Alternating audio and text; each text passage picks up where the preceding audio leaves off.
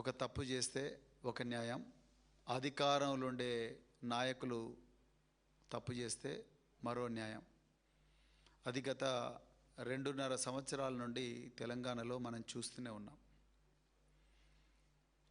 ఇప్పుడు సాక్షాత్తు రాష్ట్ర ముఖ్యమంత్రి గారే ఒక ఎలక్టోరల్ ఫ్రాడ్కు పాల్పడితే, అంటే ఎన్నికల నియమావళిని ఉల్లంఘిస్తే, ఎన్నికల మాల్ ప్రాక్టీసెస్కు పాల్పడితే ఇంకా సాధారణ పౌరుల పరిస్థితి ఏమిటి?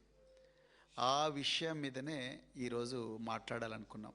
ఈరోజు మేము చెప్పాలనుకున్నది యనుమల రేవంత్ రెడ్డి గారి 2 ఓట్ల కథ గురించి. మరి తెలంగాణ ప్రజలందరికీ కూడా తెలుసు, రేవంత్ రెడ్డి గారి స్వగ్రామం కొండారెడ్డిపల్లె, వంగూరు మండలం. ఆయన ఇప్పుడు ఎమ్మెల్యేగా ప్రాతినిధ్యం వహిస్తున్నది కొడంగల్ నియోజకవర్గం. మరి గత 2023 అసెంబ్లీ ఎన్నికల్లో రేవంత్ రెడ్డి గారు కుటుంబ సమేతంగా కొడంగల్ నియోజకవర్గం కేంద్రంలో ఓటేసిండ్రు. ఇది వారి సతీమణి, వారి మిగతా కుటుంబ సభ్యులందరూ కలిసి ఓటేశారు. మరి ఎన్నికల చట్టం రిప్రజెంటేషన్ ఆఫ్ పీపుల్స్ యాక్ట్, ప్రజా ప్రాతినిధ్య చట్టం 1950 ఏం చెప్తుందయ్యా అంటే, సెక్షన్ 17 ఏం చెప్తుందంటే, ఏ పౌరుడికి కూడా 1 కన్నా ఎక్కువగా నియోజకవర్గాల్లో ఓటు ఉండడానికి వీల్లేదు. సెక్షన్ 17 చాలా క్లియర్గా చెప్తుంది. ఇప్పటి వరకు కూడా మారలేదు అది. సెక్షన్ 18 ఏం చెప్తుందయ్యా అంటే, ఒకటే ఓటరు ఒక నియోజకవర్గంలో 2 సార్లు ఓటు వేయడానికి లేదు.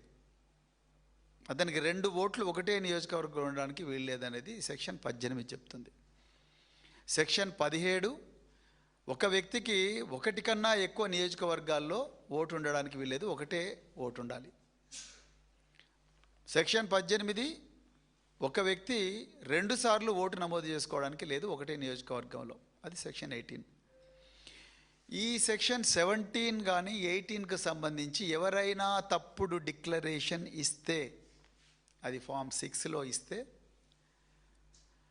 ఆ తప్పుడు డిక్లరేషన్ ఇచ్చిన వ్యక్తుల మీద సెక్షన్ 31 ప్రకారము కేసు నమోదు చేసి దర్యాప్తు చేపట్టాలి ఎన్నికల సంఘం. ఇది చట్టం చెప్తున్నది. సెక్షన్ 31 ప్రకారము ఆ కేసు రుజువు అవుతే, ఆ నేరం రుజువు అవుతే 1 సంవత్సరం పాటు జైలు శిక్ష లేదా ఫైను, లేకపోతే జైలు శిక్ష మరియు ఫైను. దేనికోసం? ఒక వ్యక్తి 1 కన్నా ఎక్కువగా నియోజకవర్గాల్లో ఓటు కలిగి ఉంటే. This is a non cognizable offence. ఇది చట్టం చెప్తున్న విషయం. ఇప్పుడు విషయం ఏంటయ్యా అంటే,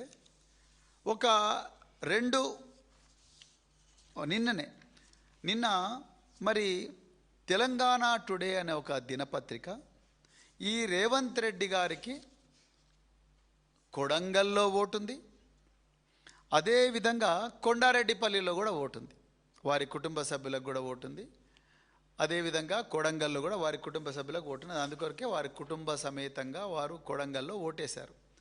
మరి యనుమల రేవంత్ రెడ్డికి కొండారెడ్డిపల్లిలో కూడా ఓటున్నది. ఇది ఆయన ఎపిక్ నెంబర్ కూడా నేను చెప్తాను. ఒకటే ఎపిక్ నెంబర్ మీద 2 ఓట్లు ఉన్నాయి. TES 0274035. అదేవిధంగా కొడంగల్లో TES సేమ్ 0274035. కొడంగల్ ఇది. కొడంగల్లోనేమో 974 అనే సీరియల్ నెంబర్లో ఉన్నది. అదేవిధంగా కొండారెడ్డిపల్లిలోనేమో మరి 601 అనే సీరియల్ నెంబర్లో వారికి ఓటున్నది. మరి ఇది నేరమే కదా. సెక్షన్ 31 ప్రకారం మరి ఒక ముఖ్యమంత్రి హోదాలో ఉన్న వ్యక్తి ఎప్పుడైతే సెక్షన్ 17 ఒకటే వ్యక్తికి 2 చోట్ల ఓటు ఉండకూడదన్నది నేరమైనప్పుడు, మరి ముఖ్యమంత్రి అనే వ్యక్తి కూడా నేరస్తుడే అవుతాడు కదా.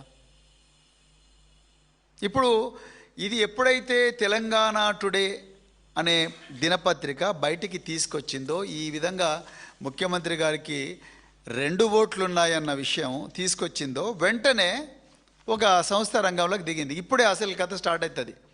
ఓన్లీ ముందరి భాగం చెప్పినా నేను, కర్టెన్ రైజర్. ఇప్పుడు అసలు విషయం స్టార్ట్ అవుతుంది. ఫ్యాక్ట్ చెక్ తెలంగాణ అనే ఒక ప్రభుత్వం నియమించిన ఒక సంస్థ, ఆ ఫ్యాక్ట్ చెక్ తెలంగాణ తన ట్విట్టర్ హ్యాండిల్లో వెంటనే ఏం చెప్పింది, ఇది జాగ్రత్తగా వినాలి. ఏం చెప్పింది, ఎలక్టోరల్ కమిషన్ ఎక్కడో మనకు తెలియదు.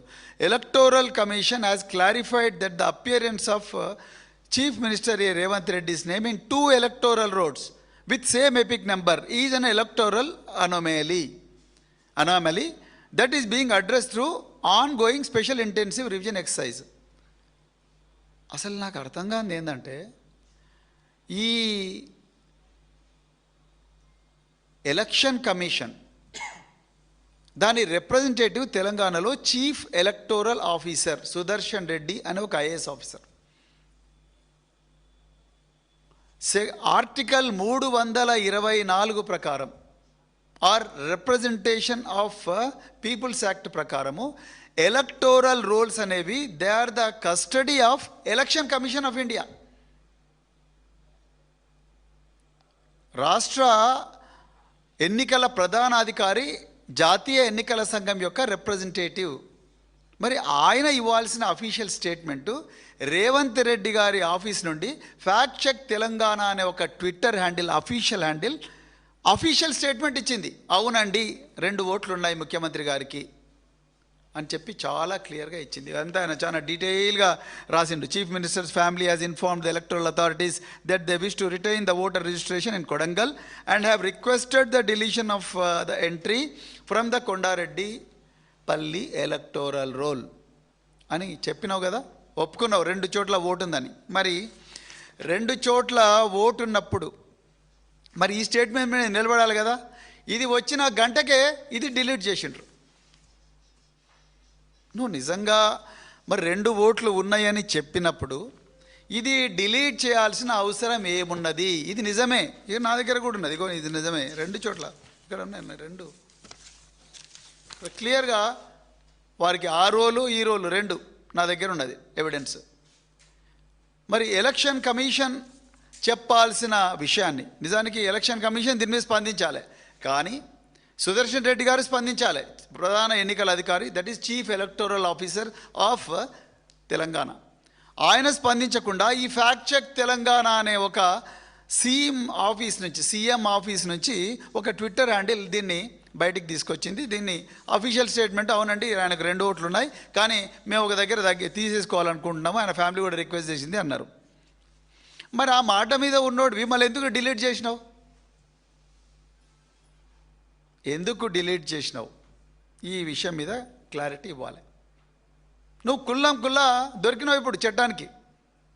సెక్షన్ 17, సెక్షన్ 18, ముఖ్యంగా సెక్షన్ 17 నువ్వు అక్కడ వయలేట్ చేసినావు కాబట్టి సెక్షన్ 31 ప్రకారము 1 సంవత్సరం జైలు శిక్ష పడుతుంది.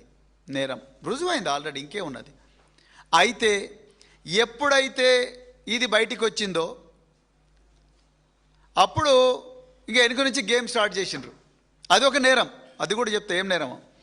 ఎప్పుడైతే ఇది బయటికి వచ్చి ఫ్యాక్ట్ చెక్ అవునండి ముఖ్యమంత్రి గారికి 2 చోట్ల ఓట్లు ఉన్నాయని చెప్పంగానే మళ్ళీ సాయంత్రం నాగర్ కర్నూలు జిల్లా కలెక్టర్ గారు ఒక ప్రెస్ నోట్ రిలీజ్ చేసిండ్రు. ఎందుకంటే ఆయన డిస్ట్రిక్ట్ ఎలక్షన్ ఆఫీసర్.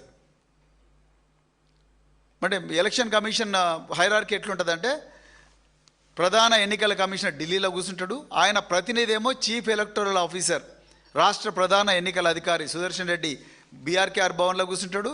ఆయన రిప్రజెంటేటివ్ వచ్చేసి డిస్ట్రిక్ట్ కలెక్టర్, ఆయననే డిస్ట్రిక్ట్ ఎలక్షన్ ఆఫీసర్ అంటారు. ఆయనేమో జిల్లా కలెక్టర్ కార్యాలయంలో కూర్చుంటాడు. దాని తర్వాత ఎలక్టోరల్ రిజిస్ట్రేషన్ ఆఫీసర్ వచ్చేసి ఆర్డీఓ, ఆయన ఆర్డీఓ ఆఫీస్లో కూర్చుంటాడు. దాని తర్వాత ఏఈఆర్ఓ అంటే ఎంఆర్ఓ, దాని తర్వాత చివరిగా ఉండే ఆఫీసర్ ఎవరయ్యా అంటే బూత్ లెవెల్ ఆఫీసర్. మనం ఏం ఫామ్లు సబ్మిట్ చేయాలన్నా బూత్ లెవెల్ ఆఫీసర్కే చేయాలి. ఆయన లేకపోతే ఏఈఆర్ఓకో లేకపోతే ఈఆర్ఓకో చేయాలంటే ఆర్డీఓ లేకపోతే ఎంఆర్ఓకి చేయాలి. అయితే ఎప్పుడైతే ఈ ఫ్యాక్ట్ చెక్ తెలంగాణ అనే ముఖ్యమంత్రి గారి కార్యాలయంలో ఉండే సంస్థ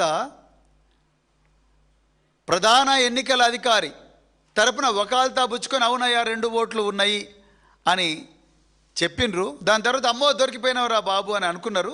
వెంటనే దాన్ని డిలీట్ చేసిండ్రు. డిలీట్ చేసి ఏం చేసిండ్రు, వీళ్ళు వెనక నుంచి జిల్లా కలెక్టర్కు ఆర్డర్ ఇచ్చిండ్రు, నువ్వు బరాబర్ ఆ ఓటు తీసేయాల్సిందే అని చెప్తే ఆయన ఏం చేసిండు, clarification regarding voter registration rumours in Achampet AC. There is no voter registration for Sri Anumala Revanth Reddy in Acchampet Assembly Constituency or anywhere within Nagar Kurnool district అని చెప్పి 14th July 2026 నాడు ఇచ్చాడు. మరి మా దగ్గర ఇప్పటికి కూడా ఉందా మన దగ్గర? ఒకసారి అది ప్లే చేయండి. ఇప్పుడు మా దగ్గర ఉండే దాంట్లో ఇప్పటికి కూడా కొండారెడ్డిపల్లిలో ఆయనకు ఓటు ఉన్నది. వస్తుందా? ప్లే చేయి చూడండి.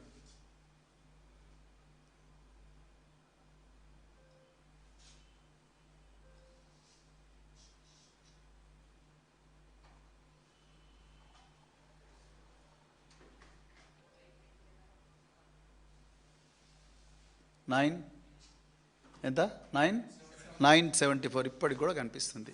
మరి ఇందులో జిల్లా కలెక్టరు కరెక్టా, లేకపోతే ప్రధాన ఎన్నికల అధికారి కరెక్టా, లేకపోతే మరి రేవంత్ రెడ్డి గారి ఆఫీసు కరెక్టా?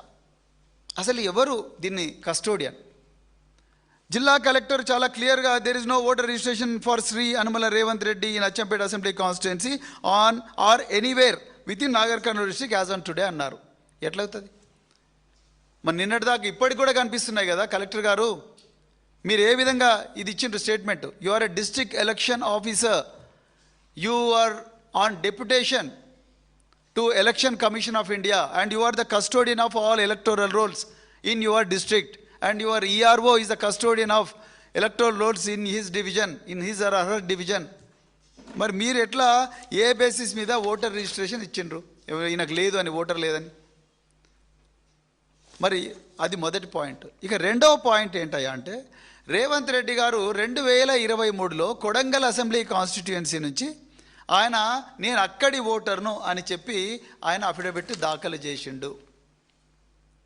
నేను మళ్ళీ ఎవిడెన్స్ చూపిస్తున్నాను. రేవంత్ రెడ్డి గారు, వారు సతీమణి, వారి బిడ్డ, ముగ్గురు కూడా అక్కడ ఓటేసిండ్రు. అక్కడ ఓటేసినప్పుడు నువ్వు ఎలక్షన్ కమిషన్కి ఇచ్చిన అఫిడవిట్లో ఏం చెప్పినావు? I am the voter of Kodangal అని చెప్పి ఉంటావు. అదే ఓటర్ ఐడి కార్డు చూపించుంటావు. మరి కొండారెడ్డిపల్లి ఓటు ఎక్కడ పోవాలి? మరి సెక్షన్ 17లో నువ్వు నేరస్తుడివే కదా, తప్పు చేసినట్టే కదా సెక్షన్ 17లో. కొండారెడ్డిపల్లి ఓటు పెట్టుకొని అదేవిధంగా కొడంగల్లో కూడా ఓటు పెట్టుకొని ఒక సాక్షాత్తు ముఖ్యమంత్రే 2 ఓట్లు పెట్టుకొని ఉంటే ఇక సామాన్య పౌరుల పరిస్థితి ఏమిటి? ఇక రెండవది, ఒక ఓటు డిలీట్ చేయాలంటే తప్పకుండా ఫామ్ 7 వాడాలి. అంటే నా ఓటు కొండారెడ్డిపల్లిలో ఉన్నది, అదేవిధంగా కొడంగల్లో ఉన్నది. ఇప్పుడు రేవంత్ రెడ్డి గారి ఓటు కొండారెడ్డిపల్లిలో ఉన్నది, అదేవిధంగా కొడంగల్లో ఉన్నది. అప్పుడు రేవంత్ రెడ్డి గారు ఏం చెప్పాలి ఈఆర్ఓకు? నా ఓటు నేను కొండారెడ్డిపల్లి తీసేసుకుంటానండి, నేను కొడంగల్లోనే ఓటర్ ఉండాలనుకుంటున్నా అని ఫామ్ 8 సబ్మిట్ చేయాలి. ఫామ్ 8 సబ్మిట్ చేసిన వెంటనే వారిని అడుగుతారు, మళ్ళీ ఒకసారి కన్ఫర్మ్ చేయండి, మీకు కొడంగల్ కావాలన్నా కొండారెడ్డిపల్లి కావాలన్నా? అప్పుడు ఆయన అంటే నాకు కొడంగలే కావాలంటాడు. కొడంగల్ కావాలంటే కొండారెడ్డిపల్లి వంగూరు మండలానికి వస్తుంది కాబట్టి వంగూరు మండల రెవెన్యూ ఆఫీసర్ లేకపోతే ఆ Kalwakurthy division, Achampet division, Kalwakurthy RDO ఆఫీస్లో ఒక ఫామ్ 7 జనరేట్ అవుతుంది. ఆ ఫామ్ 7 జనరేట్ అయినప్పుడు ఆ ఫామ్ 7 వచ్చిన తర్వాత మళ్ళీ రేవంత్ రెడ్డి గారికి వారి కుటుంబ సభ్యులకు ఒక నోటీస్ ఇష్యూ అవుతుంది. ఫామ్ 7లో నోటీస్ ఇష్యూ చేయకుండా ఓట్లు డిలీట్ చేసే పరిస్థితి ఉండదు, అది నేరము. సో ఈయన నా ఓటును ట్రాన్స్ఫర్ చేయండి అని ఫామ్ 8 సబ్మిట్ చేస్తే, ఆ ఫామ్ 8 సబ్మిట్ చేస్తే అక్కడ వంగూరు మండలంలో ఫామ్ 7 జనరేట్ అవుతుంది. ఆ ఫామ్ 7తోని ఈయనకు నోటీసు రావాలి. ఆ నోటీసు వచ్చిన తర్వాతనే ఈయన ఓటు అక్కడ డిలీట్ అవుతుంది. కానీ ఇప్పటి వరకు కూడా ఆ ఓటు డిలీట్ కాలేదు. మరి కలెక్టర్ గారు, మీరు ఇంత ప్రాసెస్ ఉన్నది, ప్రాసెస్ అంతా పోయి మరి సడన్గా మీరు ఎట్లా ఇచ్చారు? You have to answer this question sir. ఈ ప్రశ్నకు సమాధానం మీరు డిస్ట్రిక్ట్ ఎలక్షన్ ఆఫీసర్గా చెప్పాలి. మీరు రాత్రికి రాత్రే ఇది చేసుంటే బిఎన్ఎస్ భారతీయ న్యాయ సంహిత ప్రకారము రిప్రజెంటేషన్ ఆఫ్ పీపుల్స్ యాక్ట్ ప్రకారము మీరు విలువైన ఆధారాన్ని నాశనం చేసినట్టుగా మీరు కూడా నేరస్తులు అవుతారు. మీరు అవుతారు, మీ ఈఆర్ఓ అంటే మీ ఆర్డీఓ అవుతారు, మీ ఎంఆర్ఓ కూడా అవుతారు, మీ బిఎల్ఓ కూడా అవుతారు. ఇప్పుడు ఈయన ఫ్యాక్ట్ చెక్లో ఏం చెప్తాడు? ఈ ఫ్యాక్ట్ చెక్ తెలంగాణలో మేము సర్ అనే కార్యక్రమంలో పాపం మనకి ఎవరికి తెలియనట్టు చివరిలో పూలు పెడుతున్నాడు ఈ ఫ్యాక్ట్ చెక్. మేము సర్ అనే కార్యక్రమంలో దీన్ని మారుద్దామనుకున్నాము, అందుకొరకు మేము ఇన్ఫామ్ చేసినాము అంటున్నాడు. మరి సార్ లేనప్పుడు స్పెషల్ సమ్మరీ రివిజన్ ప్రతి సంవత్సరం చేస్తారు కదా ఎస్ఎస్ఆర్, అక్కడ దొరకలేదా Revanth Reddy? Special summary revision of electoral rolls 10 సంవత్సరం చేస్తారు కదా. పంచాయతీ ఎలక్షన్ల ముందు చేస్తారు, మున్సిపల్ ఎలక్షన్ల ముందు చేస్తారు, పార్లమెంట్ ఎలక్షన్ల అప్పుడు కూడా చేస్తారు. అప్పుడు దొరకలేదా మరి రేవంత్ రెడ్డి గారు 2 ఓట్లు ఉన్నట్టు? మీరు తప్పకుండా ఈ ప్రశ్నలకు సమాధానాలు ఇవ్వాలి. సిఇఓ గారు సుదర్శన్ రెడ్డి గారు, అసలు ఈ తెలంగాణలో ఎలక్షన్ కమిషన్ నడుపుతున్నది రేవంత్ రెడ్డి గారా లేకపోతే జాతీయ ఎన్నికల కమిషనా? దీనికి మీరు ఆన్సర్ చెప్పాలి. మీరు చెప్పాల్సిన ఎక్స్ప్లెనేషన్ను ఆ ఫ్యాక్ట్ చెక్ కూడా ఎట్లా చెప్తాడండి సీఎం ఆఫీస్ నుంచి? వాళ్ళకి ఏం అధికారం ఉన్నది? అంటే వాళ్ళు ఎట్లా చెప్తే మీరు అట్లా నడుస్తున్నారా అని మేము అనుకుంటున్నాం. నిజంగా అదే జరుగుతున్నది. ఇప్పుడు మీ తరపున వాళ్ళు ఎట్లా వకాలు తబ్బుచ్చుకుంటారు? మీరు వెంటనే మరి కేసు పెట్టాలి కదా సెక్షన్ 17 కింద. సుదర్శన్ రెడ్డి గారు మీరే సెక్షన్ 17 కింద, మీరు సెక్షన్ 31 కింద కేసు పెట్టి వెంటనే దీన్ని దర్యాప్తు ప్రారంభించాలి కదా. మీరు ప్రారంభించడం లేదు. ఇక ఇక్కడ కట్ చేస్తే ప్రకాష్ రాజ్ అని ఒక ఫేమస్ సినిమా యాక్టర్ ఉన్నాడు. ఆయనకు చెన్నైలో ఓట్లు ఉన్నాయని, అదేవిధంగా షేర్లింగపల్లిలో ఓటు ఉన్నదని, బెంగళూరులో ఓటు ఉన్నదని 2019లో ఆయన మీద కేసు పెట్టినారు. ఇప్పటి వరకు కూడా ఆయనను కోట చుట్టూ తిప్పుతా ఉన్నారు. మరి ప్రకాష్ రాజ్కి ఒక న్యాయమో రేవంత్ రెడ్డికి ఒక న్యాయమా? ఇలా క్లియర్గా అర్థమవుతున్నది ఏందయ్యా అంటే బీజేపీ రేవంత్ రెడ్డి గారిని రక్షిస్తుంది. రేవంత్ రెడ్డి గారు బీజేపీకి ఏం కావాలంటే అది చేస్తున్నాడు. దీంట్లో ఎలక్షన్ కమిషన్ దీనికి వేదిక అయింది. నిజంగా ఈ కేసులో ఫస్ట్ యాక్షన్ తీసుకోవాల్సింది chief electoral officer Sudarshan Reddy గారు. వెంటనే పోలీస్ కేసు రిజిస్టర్ చేసి వెంటనే డిఓ దగ్గర నుంచి ఆ వివరాలను తెప్పించుకొని, ఎంఆర్ఓ దగ్గర నుంచి వివరాలను తెప్పించుకొని వెంటనే కేసు రిజిస్టర్ చేయాలి. చేసిన తర్వాత ఫాల్స్ అఫిడవిట్ సబ్మిట్ చేసినందుకు 2023లో నాకు కొడంగల్లోనే ఓటు ఉందని ఫాల్స్ అఫిడవిట్ సబ్మిట్ చేసినందుకు రేవంత్ రెడ్డి గారి ఎలక్షన్ను రద్దు చేయాలి. కొడంగల్ ఎమ్మెల్యే కానీ చీఫ్ ఎలక్టోరల్ ఆఫీసర్ సోమోటుగా యాక్షన్ చేయాల్సి ఉండే, ఆయన చేయలేదు. ఇప్పుడు కూడా చేయాలి మీరు. మేము తప్పకుండా ఎలక్షన్ కమిషన్ను కోరుతాం. రేవంత్ రెడ్డి గారి కొడంగల్ ఎన్నికలను రద్దు చేయాలి. ఎందుకంటే ఆయన తప్పుడు అఫిడవిట్ ఇచ్చిండే, giving a false declaration to the competent authority that is none other than election commission of India, represented by its returning officer, Kodambal Assembly Constituency, is a crime. False declaration నాకు ఒకటే vote ఉంది అని చెప్పడం కూడా క్రైమే. ఇప్పుడు మీరు రాత్రి 14వ తారీఖు నాడు రాత్రి వెనక నుంచి పోయి దొడ్డిదారిన ఈ రికార్డ్స్ అన్ని కూడా మార్చేసి వారికి ఇక్కడ ఓటు లేదండి అని చెప్పి మీరు తప్పించుకో చూస్తే ఇక్కడ ఎవరిని వదలరు. మీరు దొరికిన అడ్డంగా. తెలంగాణ ప్రజలందరూ కూడా గుర్తించాలి. ఇది తెలంగాణ పిల్లల దురదృష్టం ఏంటంటే కాంగ్రెస్ వాళ్ళు అధికారంలో రావడం. ఇలా ప్రాబ్లం ఏందయ్యా అంటే అన్నీ కూడా వెనుక సాఫ్ట్వేర్ నుంచే ఈ నేరాలన్నీ జరుగుతున్నాయి. మొన్ననే ఇదే వేదికగా మేము చెప్పినాం.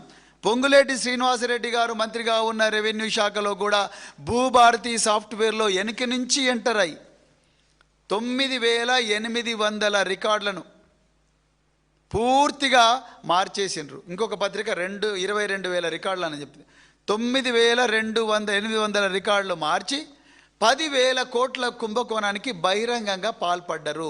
ఎంఆర్ఓలు అంటున్నారు నేను చేయలేదంటున్నారు, ఆర్డీఓలు అంటున్నారు నేను చేయలేదంటున్నారు. కుకునూర్పల్లి ఎంఆర్ఓను సస్పెండ్ చేసిండ్రు సుజాత అనే ఆమె కూడా అంటుంది నేను చేయలేదు. మరి ఎవరు చేయకపోతే ఎవరు చేసినట్టు ఈ సంతకాలు, ఎవరి సాఫ్ట్వేర్ను మార్చినట్టు? ఎగ్జాక్ట్గా ఎలక్షన్ కమిషన్ రికార్డ్స్లో కూడా ఇదే జరుగుతూ ఉన్నది. మరి ఇంత పరిస్థితిలో మీరు సర్ను నిష్పక్షపాతంగా special intensive revision of electoral రోల్స్ను జరిపిస్తామని ఎట్లా నమ్మాలి సుదర్శన్ రెడ్డి గారు?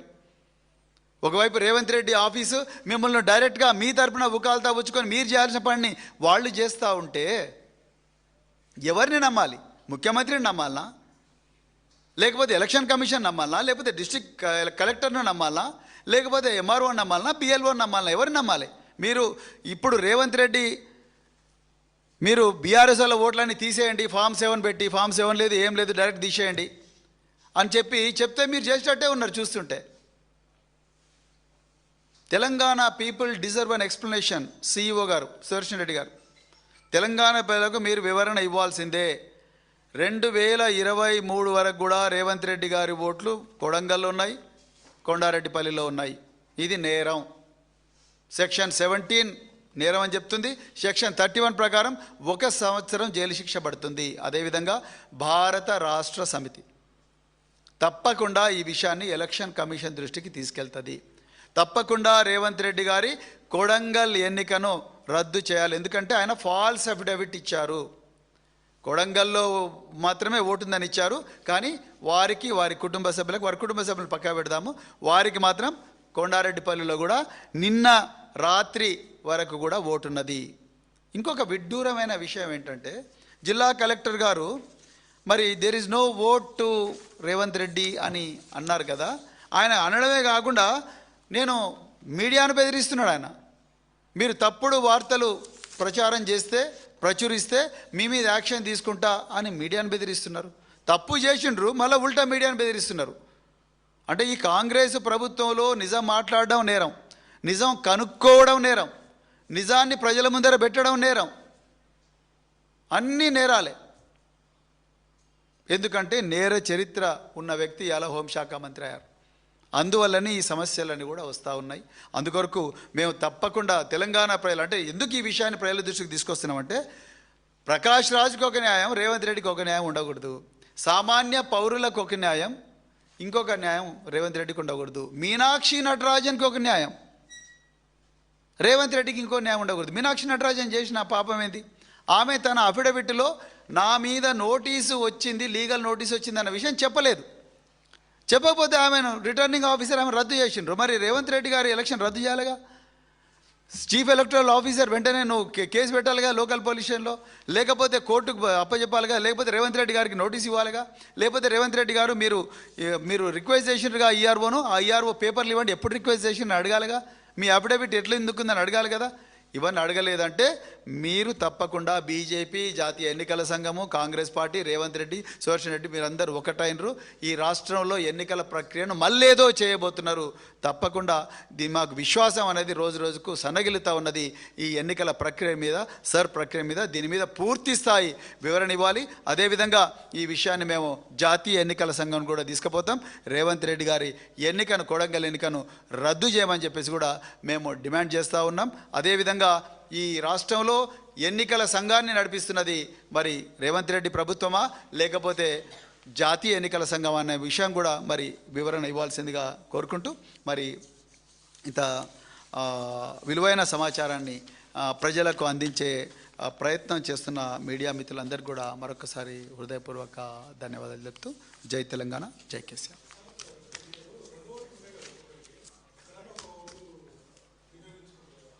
వినియోగించుకోవడం వేరే, రిజిస్టర్ చేసుకోవడం వేరే. ఇప్పుడు మీకు 2 ఓట్లు ఉన్నాయంటే శ్రీనివాస్ గారు, మీరు ఫామ్ 6 సబ్మిట్ చేసినప్పుడు మీరు ఒక డిక్లరేషన్ ఇస్తారు, నా నేటివిటీ ఇక్కడే అని చెప్పేసి.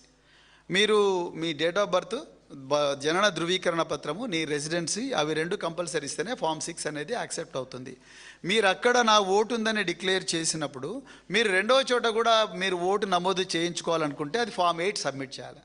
ఒకవేళ ఈ ఓటును అక్కడ షిఫ్ట్ చేసుకోవాలనుకుంటే, లేదు మీరు ఇక్కడ ఓటును రద్దు చేసుకోవాలనుకుంటే మీరు ఆటోమేటిక్గా మీరే ఫామ్ 7 తీసుకోవచ్చు. ఫామ్ 7 ఇచ్చేస్తే వాళ్ళు ఒక నోటీస్ ఇస్తారు, నోటీస్ని అక్నాలెడ్జ్మెంట్ చేసుకున్న తర్వాత వాళ్ళు ఆటోమేటిక్గా డిలీట్ చేస్తారు. సో ఇప్పుడు కొత్తగా ఏమొచ్చిందంటే ఎలక్షన్ కమిషన్లో డెమోగ్రఫికల్లీ సిమిలర్ ఎంట్రీస్, డిఎస్ఈ అనే ఒక సాఫ్ట్వేర్ వచ్చింది. గతంలో ఏంటంటే ప్రతి రాష్ట్రానికి కూడా దాని డేటాబేస్ దానికి ఉండేది. ఇప్పుడు కొత్తగా ఈఆర్ఓ నెట్ అనే ఒక కొత్త సాఫ్ట్వేర్, చాలా పెద్ద సాఫ్ట్వేర్ వచ్చింది. దేశవ్యాప్తంగా 90 కోట్ల మంది ఓటర్లకు సంబంధించిన సాఫ్ట్వేర్ ఈఆర్ఓ నెట్ అని ఉంది. ఈఆర్ఓ నెట్లో ఇప్పుడు కొత్తగా డెమోగ్రఫికల్లీ సిమిలర్ ఎంట్రీస్, అంటే ఒకటే ఓటర్, ఒకటే పేరున్న వ్యక్తి, ఒకటే ఎపిక్ ఐడి ఉన్న వ్యక్తి 2 నియోజకవర్గాల్లో కనిపిస్తుంటే ఆటోమేటిక్గా మీకు బిఎల్ఓలకు మెసేజ్ పోతుంది. ఆ బిఎల్ఓలు ఇమీడియట్గా వచ్చి ఓటర్ని అడుగుతారు. ఇప్పుడు వచ్చింది అది, లేటెస్ట్గా సర్లో వచ్చింది.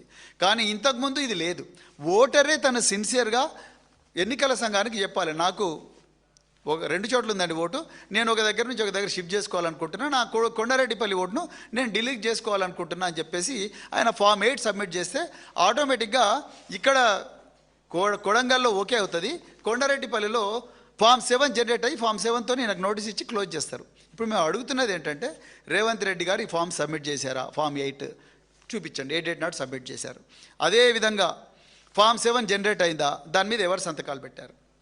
అదేవిధంగా రేవంత్ రెడ్డి గారికి నోటీస్ వచ్చిందా, నోటీస్ వస్తే రేవంత్ రెడ్డి గారే చూపించాలి, నాకు నోటీస్ వచ్చింది, నేను ఓకే అన్నాను, అందుకొరకే నాది కొడంగల్కి షిఫ్ట్ అయిందని. ఎందుకంటే ఆయన ఇక్కడ ఓటేశారు కొడంగల్లో. సో అందుకొరకు ఇది పూర్తిగా ఓపెన్గా మాల్ ప్రాక్టీస్ జరిగింది ఇందులో. అందుకొరకే మేము దీన్ని క్వశ్చన్ చేస్తూ ఉన్నాం. 100% చేస్తాం. డిఈఓ పైన తప్పకుండా ఫిర్యాదు చేస్తాం. డిస్ట్రిక్ట్ అబ్సల్యూట్లీ ఈ ఫ్యాక్ట్ చెక్ తెలంగాణ మీద సిఇఓ కంప్లైంట్ ఇవ్వాలి. ఎవడి ఫ్యాక్ట్ చెక్ తెలంగాణ, వాడికి జాతీయ ఎన్నికల సంఘం తరపున వకాల్తా పుచ్చుకునే అధికారం ఎవరిచ్చారు? అఫీషియల్గా తను ఏం చెప్తున్నాడు, అఫీషియల్గా అవును అనమలి ఉంది అని ఎవరు చెప్పాలి? Who is the custodian of electoral rolls? జాతీయ ఎన్నికల సంఘం కస్టడీలోనే భద్రంగా ఉంటాయి ఎలక్టోరల్ రోల్స్. అలాంటప్పుడు ఈ ఫ్యాక్ట్ చెక్ తెలంగాణ ఎవడు రాజ్యాంగేతర శక్తి? 100% వీడి మీద కేసు రిజిస్టర్ చేయాలి, వీడిని జైలుకు పంపించాలి.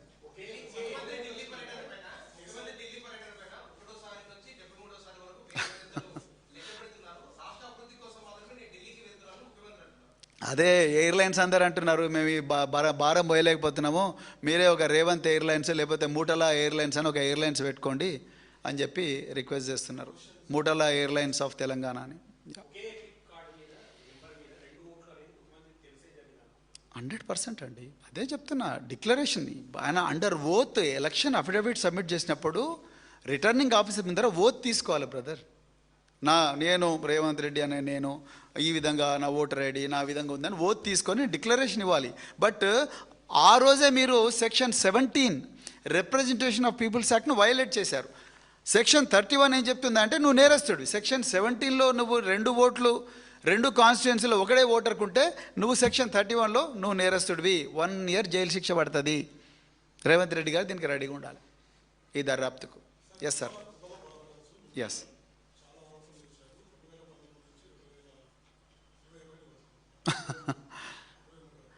గువ్వల బాలరాజ్ గారు ఎగ్జాక్ట్లీ చాలా కాళేశ్వరం 1,00,000 కోట్లతో కట్టిన కాళేశ్వరం ప్రాజెక్ట్ 82,000తో కట్టిన కాళేశ్వరం 82,000 కోట్లతో కట్టిన కాళేశ్వరం ప్రాజెక్టులో 1,00,000 కోట్ల అవినీతి ఎంత నిజమో, కేవలం 1,000 కోట్లు కూడా కాదు, 700 నుంచి 800 కోట్ల బడ్జెట్ ఉన్న సోషల్ వెల్ఫేర్ రెసిడెన్షియల్ స్కూల్ డిపార్ట్మెంట్లో వేలాది కోట్ల అవినీతి అనేది కూడా అంతే నిజం.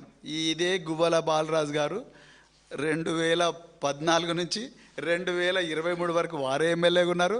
2024లో నాతో పాటు ప్రవీణ్ కుమార్ మంచోడు, ఇంద్రుడు, చంద్రుడు అని చెప్పి నాతోనే ఎన్నికల ప్రచారంలో పాల్గొన్న బాలరాజు గారికి సడన్గా నేను ఎప్పుడైతే బండి సంజయ్ గారి విషయంలో, అదేవిధంగా రేవంత్ రెడ్డి గారి విషయంలో నేను ఎప్పుడైతే వాళ్ళు చేస్తున్న అక్రమాలు ఆధారాలతో సహా ముందరబెట్టి పోరాటం చేస్తున్నానో, వాళ్ళకి సడన్గా ఏం దొరకాలని అర్థమైతే లేదు. ప్రవీణ్ కుమార్ ముందు భద్రత తగ్గించండి, తర్వాత వాళ్ళ భార్యను ట్రాన్స్ఫర్ చేయండి, దాని తర్వాత ఇంకా ఇక్కడ కూడా ఏంది వీళ్ళు ఎక్కడ లొంగుతలేరేంది, వచ్చి సార్ మమ్మల్ని తప్పైంది క్షమించండి అంటలేరేంది. అందుకొరకు ఇంకో చెప్పి లాస్ట్కు రేవంత్ రెడ్డి, బండి సంజయ్, గువ్వల బాలరాజు ముగ్గురు ఒక దగ్గర కూర్చొని ఇంకొక కంప్లైంట్ చేసిండ్రు. నేను ఓపెన్గా చెప్తున్నాను శ్రీన్ గారు, అయ్యా మీ దగ్గర ఇంటెలిజెన్స్ ఉన్నది, మీ దగ్గర 1,00,000 మంది పోలీసు వాళ్ళు ఉన్నారు, మీ దగ్గర సిఐడి ఉన్నది, మీ దగ్గర ఇంకా అత్యాధునిక ఏమైనా ఫోరెన్సిక్ ల్యాబొరేటరీస్ ఉన్నాయి, అందరినీ తీసుకుపోయి దామోదరం సంజీవయ్య సంక్షేమ భవనం మా సెప్ట్ ట్యాంకులు ఉంటుంది, అడ్రస్ తెలియకపోతే నేను చెప్తా, వాళ్ళు లోపల రానిపోతే నేనే తీసుకపోతాను మిమ్మల్ని, అక్కడ కూర్చోండి. 1 సంవత్సరం కాదు 2028 వరకు కూర్చోండి, రాత్రింబావులు కూర్చోండి, మీకు అర్థం కాకపోతే నేనే చదివి వినిపిస్తా, అవన్నీ చదవండి. నేను నేరం చేసి ఉంటే నన్ను క్రిమినల్ కేసు పెట్టి జైలు పంపించండి, నేనే ఓపెన్ చెప్తున్నా. 2023 డిసెంబర్ 7వ తారీఖు నాడు పదవీ స్వీకార ప్రమాణం చేసిన గౌరవ ముఖ్యమంత్రి గారు, ఆయన సంక్షేమ శాఖ మంత్రిగా 18 నెలలు ఆయనే ఉన్నారు రేవంత్ రెడ్డి గారు. మరి అప్పుడు కనిపించింది సడన్గా ఇవాళ గోవాల బాలరాజుకు సడన్గా ఒక కంప్లైంట్ ఎందుకు రాసిస్తున్నాడు రేవంత్ రెడ్డి? ఎవరికి తెలియదు ఈ గేమ్. వాళ్ళకి చేతనైతే లేదు, వాళ్ళకు వశపడతలేదు. ఇక్కడ మాకు రోజుకో కుంభకోణాలు దొరుకుతున్నాయి. ఒకరోజు పొంగులేటి, ఒకరోజు రేవంత్ రెడ్డి, ఒకరోజు గురుకుల కుంభకోణం, రోజుకో కుంభకోణాలు దొరుకుతూ ఉన్నాయి. సో అందుకొరకు వాళ్ళకి ఏం చేయాలని అర్థమవుతలేదు. ఇట్లా కాదని చెప్పి వీళ్ళని భయపెట్టియాలని చూస్తున్నాయి. ఎంతమంది భయపెట్టిస్తారా అండి? ఎన్ని రోజులు భయపెట్టిస్తారు? భయపెట్టించిన వాళ్ళందరూ నేంతలు ఏమైనారు చరిత్రలో? అట్లనే అవుతారు వీళ్ళు కూడా. ఎవరికి తెలియదు ఈ గేమ్. రేవంత్ రెడ్డి, గోల బాలరాజు, బండి సంజయ్ అందరు కూర్చొని చేస్తున్నారు నాటకాలు.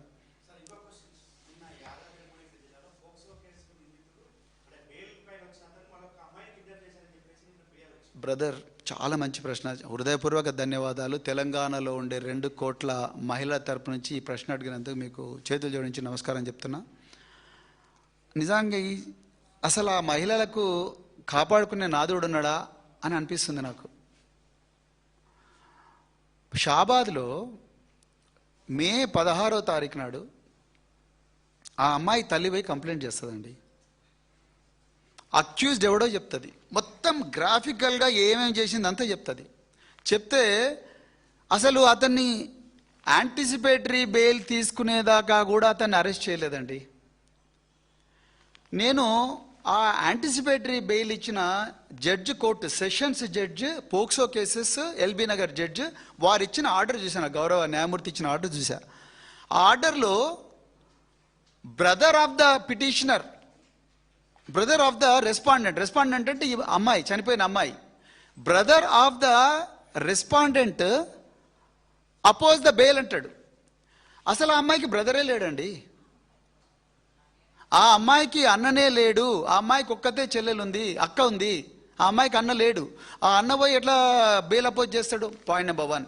పాయింట్ నెంబర్ 2, పోక్సో రూల్స్ 2020 ప్రకారము ఎప్పుడైనా కూడా నిందితుడు నా బెయిల్కి అప్లై చేసుకుంటే బాధితురాలికి ఒక నోటీస్ రావాలి.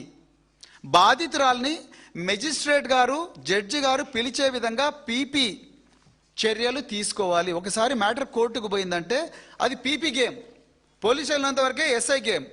కోర్టుకు పోయిందంటే పీపీ గేమ్. పీపీ ఏం చేయాల్సి ఉండే? చూడయ్యా సిఐ గారు, ఎస్ఐ గారు, మీ దగ్గర పోక్సో కేసు అయింది, ఆ నిందితుడు 55 రోజుల నుంచి దొరకడం లేదు. వాళ్ళ అడ్వకేట్ అంటున్నాడు ఈయన పాపం మీ లార్డ్షిప్ ఇతను అమాయకుడు అనేక కేసు పెట్టినరు అని అంటున్నారు. మీరేమంటారంటే పీపీ ఏమనాల్సి ఉండే? పీపీ ఏమనాల్సి ఉండే అంటే మీ లార్డ్షిప్ నాకు ఇంకా కొంచెం సమయం ఇవ్వండి, పోక్సో రూల్స్ ప్రకారము నేను బాధితురాలికి ఇన్ఫార్మ్ చేయాలి, ఆమెని తీసుకొచ్చి మేము ముందర పెడతాను, ఆమె తల్లిని తీసుకొచ్చి ముందర పెడతాను, వీడికి బెయిల్ ఇస్తే ఆమెకు సురక్షితంగా ఉంటుందా ఉండదని ఆమెను అడగండి మీ లార్డ్షిప్ అని అడగాల్సి ఉండే. ఈయన అదేం చేయలే. నామకే వస్తే వాళ్ళ బ్రదర్ వచ్చిందంట, ఆ బ్రదర్ వచ్చి అపోజ్ చేసిండంట. ఎవరండి ఆమె బ్రదరు? ఆమెకు బ్రదరే లేకపోతే అంటే కోర్టులను కూడా తప్పుదో పట్టిస్తారా? రెండోది, టైం ఎందుకు తీసుకోలేదు? వెంటనే సిఐని, ఎస్ఐని ఎందుకు పిలవలేదు పీపీ గారు? ఇక చివరికి తవ్వుతే ఏమర్థమైందా అంటే ఆ పీపీ ఎవరో కాదు, Congress legal cell president, Congress legal cell vice president Bhikshapathi Goud. ఇక కాంగ్రెస్ నాయకుల చేతికి పీపీలో పోస్టులు ఇచ్చి వాళ్ళను ఈ అమ్మాయిలను రక్షించమంటే ఏడికెళ్ళి రక్షిస్తారంటే నాకు అర్థం కాదు. మేడ్చల్ మల్కాజ్గిరి కోర్టులో కూడా అంతే, ఆయనకు సీక్రెట్గా ఇంటర్వ్యూ బెయిల్ ఇస్తారు. ఈ అమ్మాయికి చెప్పాలిగా, కనీసం వాళ్ళ తల్లికి చెప్పాలి కదా. వాళ్ళ తల్లికి చెప్పరు, ఆ అమ్మాయికి చెప్పరు. వెంటనే బెయిల్ ఇస్తారు, ఆయన వస్తాడు, ఇంట్లో కూర్చుంటాడు, ఎగ్జామ్ రాస్తాడు, మళ్ళీ వెళ్ళిపోతాడు. నిజానికి చెప్తున్నాండి, హైకోర్టులో కూడా వీళ్ళు ఒక ప్రైవేట్ లాయర్ను పెట్టుకోకపోయి ఉండుంటే ఈ కేసు ఎప్పుడో వీగిపోయేది. ఇప్పటికి కూడా ఆమె ఏడుస్తూ ఉన్నది బాధితురాలు. సార్, నేను ఎఫ్ఐఆర్లో కేంద్ర మంత్రి నన్ను బెదిరించిండని చెప్పిన, ఎఫ్ఐఆర్లో సంగప్ప అనే వ్యక్తి మధ్యవర్తిత్వం చేసినని చెప్పిన. మరి వీళ్ళని నోటీసులు పిలిపించి అడగాలి కదా సార్, ఎందుకు అడుగుతలేరని అడుగుతా ఉంది. మరి ఇదే అడగాల్సిన ప్రశ్నలు ఎవరు? పీపీ అడగాలి కదా. మరి పీపీలే చేతులు ఎత్తేస్తే ఎట్లా? ఇందులో భిక్షపతి గౌడ్ గారు ఆ సిఐ కాంతారెడ్డిని, ఆ ఎస్ఐ రమేష్ను పిలిపించారు. బాబు వాడు యాంటిసిపేటరీ బెయిల్ అంటున్నాడు, అర్జెంటుగా మనం బెయిల్ క్యాన్సిల్ చేపిద్దామని అడగాలి కదా. లేకపోతే తర్వాత బెయిల్ వచ్చిన తర్వాత కూడా వాడు రోజు కత్తులు పట్టుకొని తిరుగుతున్నాడు, గంజాయి తాకుండా తిరుగుతున్నాడు, సంపుతాన్ని తిరుగుతుంటున్నాడు, ఇవన్నీ చేస్తూ అంటున్నాడు. కాబట్టి అర్జెంటుగా పోయి బెయిల్ క్యాన్సిల్ చేపియండి, మీరు ఒక లెటర్ తీసుకురండి, నేను ఇమ్మీడియట్గా మెజిస్ట్రేట్ గారితో కలుస్తాను చెప్పాలిగా. ఇవేమీ జరగలేదు. అంటే ఏంటి అసలు? మహిళలు వాళ్ళ ప్రాణాలంటే మీకు ఏమైనా లెక్క ఉన్నదా? ఓదార్చడానికి పోతే మమ్మల్ని అరెస్ట్ చేస్తారు, స్పెషల్ పార్టీలు పెట్టి అరెస్ట్ చేస్తారు. మరి అదే అరెస్టు వాళ్ళని చేయొచ్చు కదా నిందితులను. సో పోక్సో విషయంలో చాలా క్లియర్గా బీఆర్ఎస్ పార్టీ ఉన్నది. వాళ్ళు ఎవరైనా కూడా ఎంతటి వాళ్ళైనా బెయిల్ ఇవ్వకూడదు, బెయిల్ రద్దు చేయాలి. ఎందుకంటే చిన్నపిల్లలకు వాళ్ళకి ఏం జరుగుతుందో తెలియదు, వాళ్ళ బాడీలకు ఏం జరుగుతుందో తెలియదు, వాళ్ళని ఎవరేం చేస్తున్నారో తెలియదు. వాళ్ళు చెప్పుకున్న వినే నాదుడు ఎవరు ఉండరు. మరి ఇవంతా చూడాల్సింది ఎవరు? హోంమంత్రి, ముఖ్యమంత్రి ఒక్కరే ఉన్నారు. రేవంత్ రెడ్డి గారే చూడాలి కదా. లేకపోతే అమ్మ నా వల్ల అయితే లేదు, వేరే వాళ్ళకి ఇస్తున్నా చెప్పి వేరే వాళ్ళకి ఇచ్చేయాలి, మీరే చేయండి అని చెప్పాలి. అది లేదు, ఇది లేదు. ఒక డీజీపీ స్టేట్మెంట్ ఇవ్వడు, ఒక హోమ్ మినిస్టర్ స్టేట్మెంట్ ఇవ్వడు, మరి ఎవరు ఇస్తారు? సో ఈ విషయంలో కాంగ్రెస్ పార్టీ పూర్తిగా నిందితుల పక్షానే ఉంటుంది. కాంగ్రెస్ పార్టీలో లీగల్ సెల్ వైస్ ప్రెసిడెంట్గా ఉన్న స్పెషల్ పీపీ ఆయన చేయబట్టే ఇవాళ ఆ నిందితుడు రాజ్ కుమార్ అంటోడు అరెస్ట్ కాలేదు, వానికి యాంటిసిపేటరీ బెయిల్ దొరికింది, వాడు వచ్చి 6 మందిని చంపేసి వాడు కూడా చచ్చిపోయాడు. ఇది వాస్తవం. Thank you very much. జై తెలంగాణ.